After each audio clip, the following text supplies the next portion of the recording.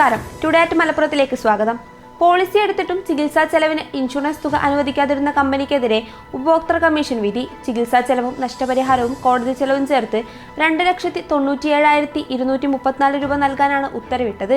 അരീക്കോട് പൂവത്തിക്കൽ സ്വദേശി വേലായുധൻ നായർ നൽകിയ പരാതിയിലാണ് ഇൻഷുറൻസ് കമ്പനിക്കെതിരെ വിധി വന്നത്. +1 ആദ്യ അലോട്ട്മെന്റ് പട്ടിക പുറത്തു വന്നപ്പോൾ ജില്ലയിൽ 46,053 പേർ പുറത്ത്. 82,446 അപേക്ഷകരിൽ 36,393 പേർക്കാണ് ആദ്യഘട്ടം പ്രവേശനത്തിന് അവസരം ലഭിച്ചത്. ആനക്കയം പാലത്തിൽ ബൈക്കുകൾ കൂട്ടിയിടിച്ച് വിദ്യാർത്ഥി മരിച്ചു. കാഞ്ഞമണ്ണ മഠത്തിൽ അലവിക്കുട്ടിയുടെ മകൻ അഹമ്മദ് റിജാസ് ആണ് മരിച്ചത്. പാലത്തിന്റെ കൈവരി തകർന്ന സ്ഥലത്തെ അപകടം ഒഴിവാക്കാൻ താൽക്കാലികമായി വെച്ച വീപ്പ വെട്ടിച്ചപ്പോൾ എതിരെ വന്ന ബൈക്കിൽ ഇടിക്കുകയായിരുന്നു. താനൂർ ചിറക്കലിൽ ലോറിയും കണ്ടെയ്നറും കൂട്ടിയിടിച്ച് അപകടം. പരപ്പനങ്ങാടി ഭാഗത്തു നിന്ന് വന്ന ലോറി ബസ്സിനെ മറികടക്കുന്നതിനിടെ ബസ്സിൽ തട്ടി നിയന്ത്രണം വിട്ട് തിരൂർ ഭാഗത്തു നിന്ന് വന്ന കണ്ടെയ്നർ ലോറിയെ ഇടിക്കുകയായിരുന്നു.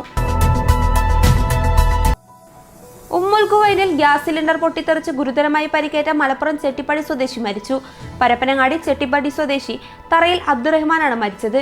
ഗ്യാസ് സിലിണ്ടറിൽ നിന്നുള്ള പൈപ്പ് എലി കടിച്ചതിനെ തുടർന്ന് ഗ്യാസ് ചോർച്ച സംഭവിച്ചതാണ് ദുരന്ത കാരണം. വാക്കുതർക്കത്തിനിടെ തീ കൊളുത്തി എടപ്പാളിൽ സഹോദരികളായ വീട്ടമ്മമാർ പൊള്ളലേറ്റ് മരിച്ചു. പോത്തന്നൂർ മാണിക്യപ്പാലം സ്വദേശികളായ ചേലമ്പത്ത് പറമ്പിൽ കല്യാണി, സഹോദരി തങ്കമണി എന്നിവരാണ് മരിച്ചത്. ചക്ക തിന്നാൻ നാട്ടിലിറങ്ങുന്ന കൊമ്പൻ മൂത്തേടത്തുകാരെ ഭീതിയിലാക്കുന്നു. പടുക്ക വനത്തിൽ നിന്നിറങ്ങുന്ന കൊമ്പൻ മൂത്തേടം പഞ്ചായത്തിലെ കൽക്കുളം, ബാലംകുളം, ചീനിക്കുന്ന് പ്രദേശങ്ങളിലാണ് പതിവായി എത്തുന്നത്. പ്ലാവുള്ള വീടുകളിലെല്ലാം കൊമ്പൻ എത്തുന്നുണ്ട്. കൃഷി വ്യാപകമായി നശിപ്പിക്കുന്നുമുണ്ട്. നരിപ്പറമ്പ് പോത്തന്നൂർ റോഡിൽ ബങ്കില പീടികയ്ക്കു സമീപം തകർന്ന റോഡിൽ ചെളിമയം.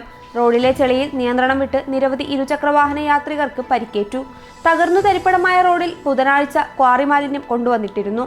മഴ കൂടി പെയ്തതോടെ ഇതുവഴിയുള്ള വാഹന ഗതാഗതം ഏറെ അപകടകരവും ദുഷ്കരവുമായി. ഇതോടെ ടുഡേ അറ്റ് മലപ്പുറം സമാപിക്കുന്നു. പുതിയ വാർത്തകളുമായി അടുത്ത ദിവസം കാണാം. നന്ദി.